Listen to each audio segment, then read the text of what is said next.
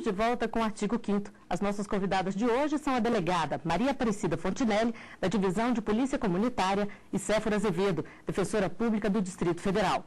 No programa de hoje, estamos falando sobre o direito à vida para os idosos. E desde outubro de 2003, o Brasil conta com o Estatuto do Idoso.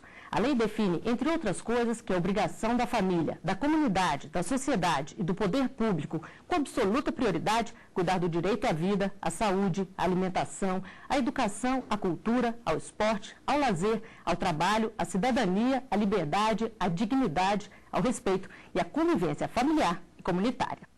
Doutora Séfora, a gente fala em prioridade, mas isso não é só passar na frente em fila, né? É prioridade também na formulação e execução de políticas públicas. Isso tem sido respeitado? Como disse anteriormente no início do programa, há muitos avanços.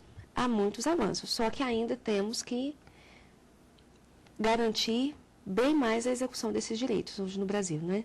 Nos casos dos benefícios, o que foi feito com prioridade? O artigo 34 do Estatuto do Idoso, que você acaba de mencionar, ele garante um benefício assistencial a todos os idosos, homens e mulheres, acima de 65 anos. Ao contrário da aposentadoria por idade, em que há uma diferenciação, as mulheres de 60 anos ou mais e os homens de 65 anos ou mais, o Estatuto do Idoso não faz essa diferença. Idosos, homens e mulheres acima de 65 anos, têm direito à percepção de um salário mínimo mensal a título de amparo assistencial. E, diferentemente do que ocorre com a aposentadoria por idade, a qual nós mencionamos no bloco anterior, não há necessidade de um número mínimo de contribuição. Pelo contrário, esse benefício ele foi pensado pelo legislador justamente para garantir uma renda mínima àquele idoso que, por um motivo ou outro, não teve a oportunidade de contribuir com a Previdência Social e não pode ficar de fora da proteção estatal. Este benefício de um salário mínimo, no entanto, ele não é garantido indiscriminadamente a todos os idosos maiores de 65 anos. Quem tem direito, o que é preciso fazer? Para ter direito a este benefício, é preciso que o idoso se integre em uma família de baixa renda. A lei, ela traz esse conceito de hipossuficiência econômica. Então, são aqueles idosos cuja família não tem condição de prover a sua subsistência. E não é automático. O que a pessoa tem que fazer, então, para receber esse benefício? A lei, ela traz um aspecto, um critério objetivo para a aferição dessa carência econômica. Certo? Essa carência econômica seria de uma família cuja renda familiar per capita não ultrapassasse um quarto do salário mínimo. Dentro do judiciário, dentro das ações judiciais, a gente consegue flexibilizar esse critério, procurando garantir este benefício àqueles idosos que, por um motivo ou outro, integrem uma família cuja renda seja um pouco superior a esse critério objetivo definido em lei, mas que ainda assim se encontrem em situação de miserabilidade, em situação de hipossuficiência econômica. Para isso, há laudos sociais feitos por assistentes sociais que vão à casa do idoso, averiguam exatamente qual é a situação que ele vive. Há uma série de meios que a gente consegue comprovar essa carência econômica. Para que ele busque esse benefício, ele vai no INSS, declara o seu grupo familiar, o INSS faz a pesquisa, havendo o indeferimento do benefício, ele pode procurar a Defensoria Pública da União, que a gente aciona o Judiciário. Doutora Fontinelli, a gente vê casos de muitas famílias que têm condição e não amparam o idoso como a lei prevê. O que pode acontecer nesses casos? Havendo assim um registro, né, da ocorrência, dizendo do abandono, né, que o idoso está passando por essa necessidade, a delegacia também vai fazer investigação e cobrar essa responsabilidade, né, instaurando, né, um terceiro, né, um termo circunstanciado para verificar, né, comprovar essas denúncias de todo esse abandono e das condições que ele está vivendo, ouvindo pessoas, testemunha, e fazendo esse procedimento encaminhando para a justiça, né, que aí vai fazer todo esse encaminhamento, e, se for o caso, também pedindo ajuda da Central Judicial do Idoso, né, que também tem um convênio, né, a gente tem um acordo de cooperação para também nos apoiar nessas ações. Que, se for o caso, também encaminhar uma equipe também de assistentes sociais, psicológica, né, para verificar a situação também, para nos ajudar. Quer dizer que a família pode ser responsabilizada, sim? Pode, com certeza. Nesse tempo de convivência com a polícia comunitária, o que chocou mais a senhora em denúncias contra idosos? De maus tratos mesmo, de lesões, né, causadas por familiares contra esse idoso.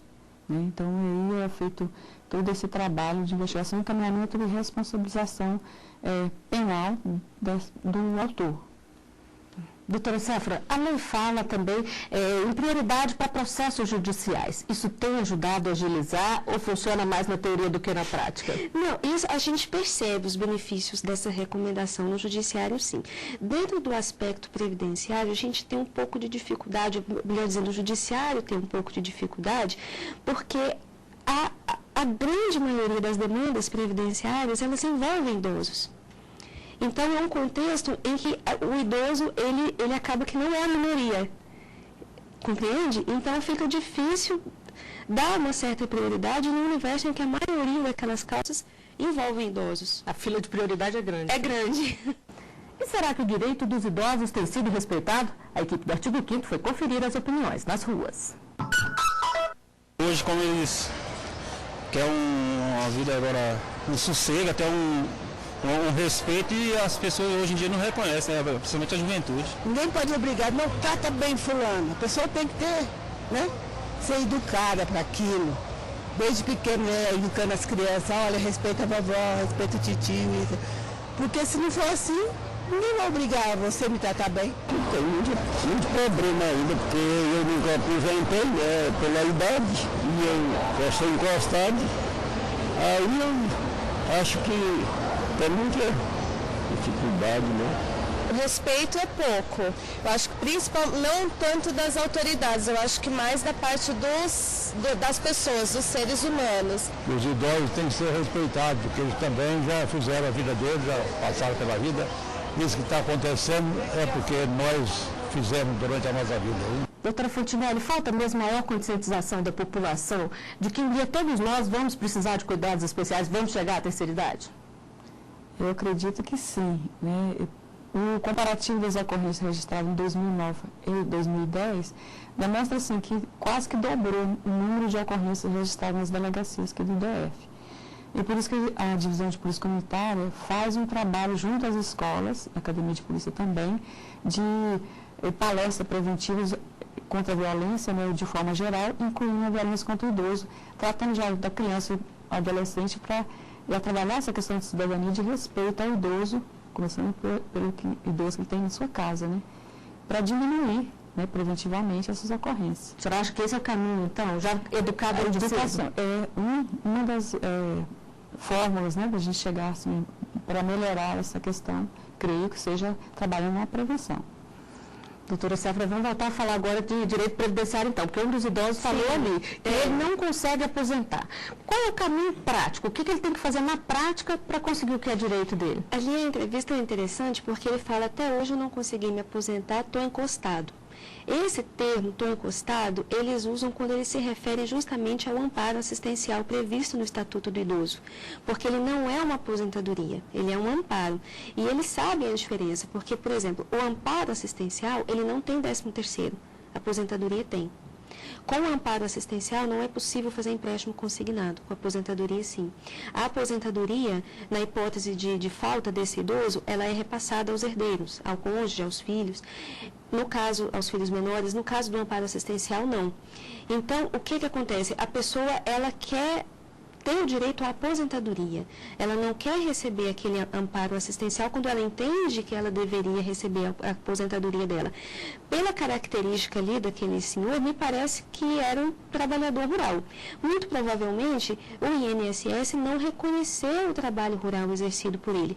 A gente pode tentar analisar essa situação na Defensoria Pública da União novamente e, em havendo a comprovação desse tempo de exercício rural, a gente pode pleitear uma aposentadoria rural, por idade, perante o judiciário. É interessante porque a aposentadoria ele pode acumular com outros benefícios, como a pensão, por exemplo. O amparo assistencial ele não pode. Então, há uma série de diferenças que deixam esse idoso realmente entristecido com o fato de não ser efetivamente aposentado. Eles usam até esse termo pejorativo de encostado pelo Estado.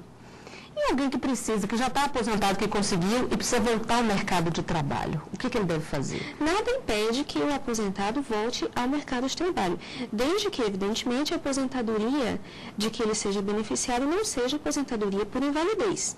A aposentadoria por invalidez presume-se uma incapacidade permanente. E ele poderia trocar de profissão no caso de aposentadoria por invalidez? No caso da aposentadoria por invalidez, não, porque ela pressupõe uma incapacidade permanente e total. Então, se ele volta a trabalhar, o que se presume? Se presume que ele readquiriu a capacidade de alguma maneira. Agora, o idoso aposentado por tempo de contribuição, aposentado por idade, em gozo de pensão, enfim, há uma série de outros benefícios, desde que não se relacionem com incapacidade, que o idoso pode receber a verba remuneratória, uma verba salarial, juntamente com benefícios, sem problema algum. Doutora Fontinelli, quais são as classes sociais que têm mais problema, que chega mais denúncia? Dá para fazer uma divisão? Se acontece nas famílias mais carentes? Como é que é isso? Acontece a maior parte nas famílias mais carentes, mas tem realmente nas outras classes, né, mais favorecidas. Aumentaram a questão da violência mesmo, isso aí é de forma geral no país, né? E o Distrito Federal também foi alcançado, né, infelizmente. Por isso que é preciso trabalhar, que a gente trabalha preventivamente, que a gente para evitar que aumente esse número, né? E é preciso, então, foi criada essa política de trabalhar nas delegacias. Há também capacitação continuada dos nossos policiais para que melhore o atendimento, mas assim, a melhor política é evitar que aconteça a ocorrência. Então, a gente trabalha muito com a questão da prevenção, da orientação do jovem, né, para respeitar e diminuir essa questão da violência. Só para finalizar, o que pode ser feito, o que nós precisamos avançar para melhorar o tratamento do idoso? Quanto a essa questão dos benefícios previdenciários e assistenciais, é necessário que o idoso, ele seja, muitas vezes a gente percebe isso, é necessário que ele seja mais esclarecido dos direitos dele. Muitas vezes ele não sabe exatamente qual é o caminho das pedras que ele tem que percorrer para conseguir comprovar o seu direito à aposentadoria, ou quando realmente não há direito à aposentadoria, ele poderia estar recebendo aquele amparo assistencial e não está recebendo. Falta informação, falta ao idoso a respeito dos direitos dele, não só relacionados à Seguridade Social, como aos demais aspectos, e é necessário educação também do restante da população, para que, como você disse, nós aprendamos a respeitar os idosos, que todos nós seremos um dia, né? Onde que ele pode buscar essa informação? Na Defensoria Pública da União, nós temos esse serviço de orientação jurídica, independentemente da necessidade de se ingressar com a ação judicial. Então, acontece muito do idoso que vai à Defensoria, quero saber quanto tempo de contribuição eu tenho. Tenho tantos anos, trabalhei tanto tempo, o que mais eu tenho que fazer? E esse serviço de orientação a gente pode prestar por meio da Defensoria Pública da União. E para a senhora, doutora Fontinelli, o que precisa fazer para melhorar o tratamento dos idosos? Essa questão da conscientização, né, da população, principalmente do jovem. Nós temos feito, por exemplo, no mês de junho foi feita uma ação comunitária promovida a partir da 12ª Delegacia, chamando uma rede, né, os parceiros que têm a ver com todo o atendimento, para que o idoso saiba desses direitos, que denuncie se for necessário, mas participe de ações comunitárias, né, continue a desenvolver para que ele não adoeça, né, permanecendo só dentro de casa, bebendo, entregando a bebida, que a gente vê que isso acontece. E até dentro da própria instituição nossa, a gente trabalha também na preparação para a aposentadoria, que geralmente a tendência é dedicar a bebida, né, por exemplo, é um mal. Então a gente trabalha, querendo intensificar nossas ações junto às escolas, com esses alunos, para haver até a educação de ceder um lugar para o idoso no transporte coletivo, que a gente vê muito esse desrespeito, né, a partir até de questões muito mínimas, né, básicas, né, de respeito de direito fundamental da pessoa humana. E nós estamos chegando ao final de mais um artigo 5º. Delegada Maria Aparecida Fontinelli, doutora Séfora Azevedo, eu agradeço a participação de vocês aqui conosco e a gente se vê na semana que vem. Até lá!